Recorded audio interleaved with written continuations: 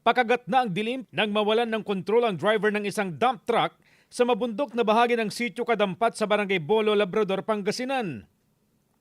Nagdire-diretso itong bumulusok sa bangin dahilan upang masawi ang 6 nitong sakay kabilang ang driver.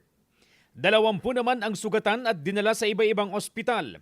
Sa investigasyon ng pulisya, lumabas na ihahatid ng truck sa pinagtatrabahuang solar plant ang mga sakay nang mawalan ito ng preno sa pababa at pakurbang bahagi ng kalsada. Bago nito, nakasagi pa ng pick-up ang dump truck pero ligtas naman ang mga sakay. Nangako ng tulong ang munisipyo sa mga naulila at mga nakaligtas.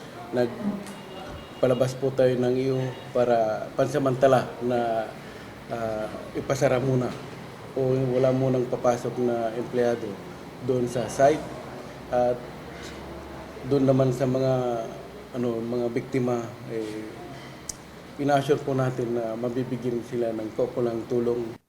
Sinisikap pa ng GMA Regional TV na makuha ang pahayag ng employer ng mga biktima.